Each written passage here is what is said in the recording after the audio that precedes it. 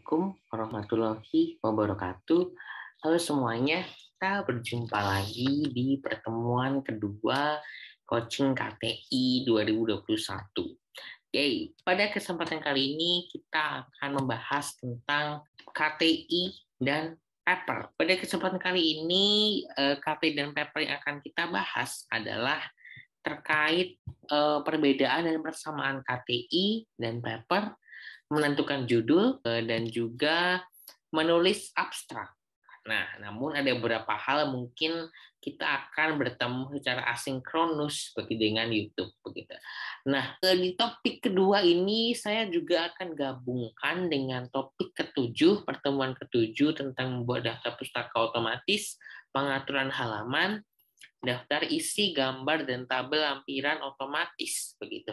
Namun disarankan teman-teman juga dapat menonton video saya sebelumnya tentang memperbaiki topik-topik memperbaiki tulisan yang typo, kemudian menggunakan Grammarly dalam penulisan bahasa Inggris. Nah, itu yang harus teman-teman pelajari juga di pertemuan ketujuh, tambahan materinya yang sudah saya sediakan di channel saya ini gitu.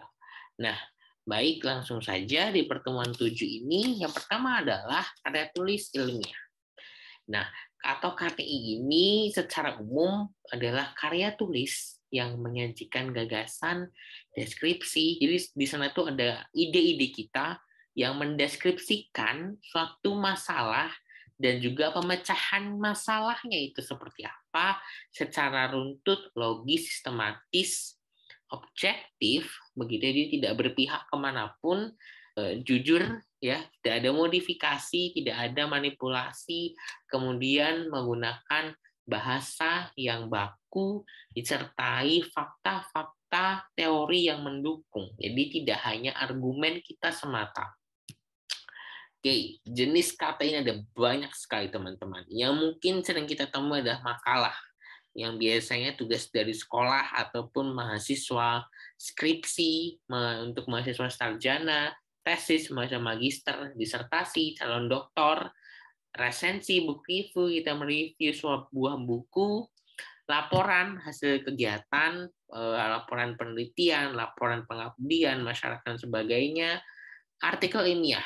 Ini yang biasanya ada di jurnal, yang ada di proceeding, online ataupun cetak. Nah, artikel ilmiah populer ini yang ada di berita-berita website begitu ya, di detik.com. Itu biasanya adalah artikel ilmiah populer begitu yang membicarakan hal-hal sains begitu. Ensiklopedia, esai.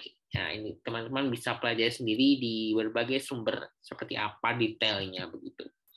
Nah, untuk yang paper ini atau artikel ilmiah, biasanya kita sebutnya paper ya, lebih singkatnya. Nah, ini adalah bagian dari karya tulis ilmiah, teman-teman, perbedaannya. Jadi, kata itu secara umum, di bagian kata ini ada yang namanya artikel atau paper. Nah, ini adalah karya tulis yang membahas hasil riset atau hasil pemikiran, kajian literatur yang dipublikasikan dalam jurnal ataupun proceeding, yang tentunya di sana ada yang namanya metode penelitian atau metode ilmiah khusus, entah itu secara kuantitatif, kualitatif, mixed method, R&D, systematic literature review, ataupun ada lagi yang dengan design research. Nah, dan tentunya tetap dalam paper ini membahas hal-hal permasalahan atau solusi apa yang dipaparkan, yang digunakan, yang ditawarkan.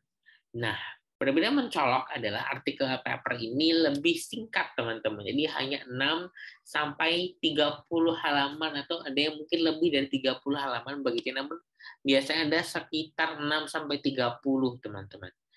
Biasanya kalau proceeding lebih sedikit, dia maksimal hanya 6 sampai 10 halaman kalau proceeding begitu ya. Kalau jurnal bisa sampai 30 halamanan begitu. Nah, teman sudah tahu ya sekarang perbedaan dan antara KTI dan juga artikel ataupun paper. Jadi tidak perlu bingung lagi seperti di kemudian saya. Oke. Sistematika antara KTI dan paper ini atau artikel sebenarnya sama sih, hanya ada beberapa hal yang ada dalam KTI itu tidak ada dalam artikel, tidak secara detail begitu ya.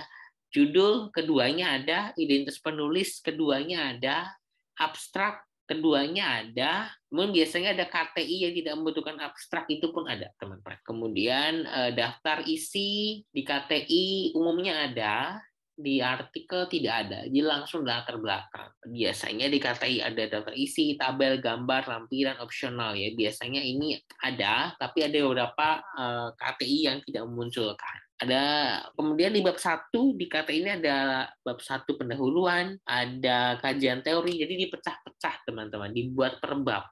Metode penelitian, hasil penelitian, penutup. Di artikel semua itu ada tapi ditulis dalam bentuk subbab, begitu ya. Hanya poin-poin saja, ada latar belakang, kajian teori. Jadi di pendahuluan ini biasanya kan ada latar belakang, di latar belakang ini sudah masuk tentang rumusan masalah, tujuan itu ada di sini semua. Secara tersirat, kajian teori, metode penelitian, ini khusus untuk artikel hasil penelitian ya, ada metode penelitian. Kalau kajian literatur biasanya langsung ke pembahasan, tidak ada hasil, begitu ya. Kalau hasil penelitian itu ada hasil dan pembahasannya seperti apa, simpulannya seperti apa, ucapan terima kasih biasanya ada yang menggunakannya, ada yang tidak ada. Lampiran di KTI pun ada yang namanya lampiran, begitu ya, opsional tapi. Nah, lalu yang paling membingungkan para mahasiswa ataupun orang-orang yang akan menulis satu penelitian itu bagaimana sih menentukan judul, begitu ya. Kita pelajari dulu jenis-jenis judulnya, begitu ya. Judul itu ada yang berupa kata, frasa, klausa, dan kalimat tanya. Yang hanya kata ya udah selesai di kreativitas, udah misalnya ya. Atau frasa gabung dari beberapa kata, begitu ya. Ada buku cerita, jadi artikel tentang buku cerita yang membahas itu saja, begitu ya. Atau klausa, pengaruh teknologi terhadap anak sekolah dasar misalnya. Kemudian ada yang kalimat tanya nih, pentingkah teknologi bagi anak usia dini? Nah, ini yang nanti akan dibahasnya seperti apa. Jadi kita bisa mempelajari berbagai jenis judul, begitu ya. Ada inspirasi. Nah, coba tuh modifikasi. Nah, jenis judul saya akan secara detail di sini tentang ada yang dinamakan deklaratif, yaitu menyatakan temuan dan simpulan utama. Jadi disebutkan nih, temuannya apa, simpulan utamanya apa. Dan di sini penggunaan augmented reality untuk meningkatkan kecerdasan visual spasial siswa SD. Simpulannya jelas ya, pas nanti akan membahas tentang meningkatkan ataupun bagaimana sih peningkatan kecerdasan visual spasial dengan augmented reality, begitu ya. Ini yang bisa dikatakan temuannya. Ada lagi yang mengatakan penerapan pendekatan saintifik untuk mengembangkan karakter disiplin tanggung jawab anak usia dini. Nah, ada lagi yang dinamakan deskriptif, menjelaskan subjek artikel namun tidak mengungkapkan simpulan utama. Jadi hanya bentuk gambaran penjelasan aja gitu ya, seperti apa. Seperti dampak pola asuh orang tua terhadap anak dalam menggunakan gawai. Nggak tahu ya kita hasilnya seperti apa, temuannya seperti apa, tapi dikatakan nanti nih di artikel ini akan menjelaskan dampaknya, dampak pola asuh orang tua. Ada juga tentang kemampuan berpikir kreatif berdasarkan verifikasi siswa SD. Nggak tahu ya kita temuan hasilnya apa, tapi intinya akan membahas menjelaskan KBK terhadap verifikasi siswa SD. Ada lagi interrogatif. Interrogatif ini dengan kata tanya, pertanyaan. Yang bisa menggunakan kalau bahasa Inggris dengan how, begitu ya. Bagaimana, seberapa efektif, ya seperti itu. Ada yang mengatakan seperti contohnya saya buat memanfaatkan video scribe dalam bagian efektifkah di akhir, begitu ya pertanyaan. Kemudian bagaimanakah hukuman terhadap dapat meningkatkan prestasi siswa? Nah, bagaimana sih hukuman yang dapat meningkatkan prestasi? Nanti akan dijawab di artikel yang seperti ini. Oke, itu saja untuk pertemuan sinkronus kita. Selanjutnya, teman-teman bisa menonton video YouTube secara mandiri, fleksibel, kapan saja dalam minggu ini terkait bagaimana membuat abstrak. Nah, ini mungkin sebenarnya abstrak itu setelah artikel kita selesai ya, tapi saya harap dengan video ini teman-teman bisa memiliki gambaran bagaimana membuat abstrak yang betul, yang baik, yang tepat. Kemudian ini yang harus dipelajari sebelum teman-teman menulis artikel. biasakan menulis referensi rujukan itu dengan otomatis. Ini ada alat bantu yang saya tawarkan dengan Mendeley, namun biasanya ada Zotero, ada EndNote yang bisa teman manfaatkan juga. Bebas mau pilih yang mana. Di sini saya menjelaskan Mendeley saja terlebih dahulu ya. Selain itu, teman bisa juga membuat daftar isi otomatis, hanya sekali klik beres begitu ya. Bagaimana caranya silahkan simak di video saya yang sudah saya bagikan di sini.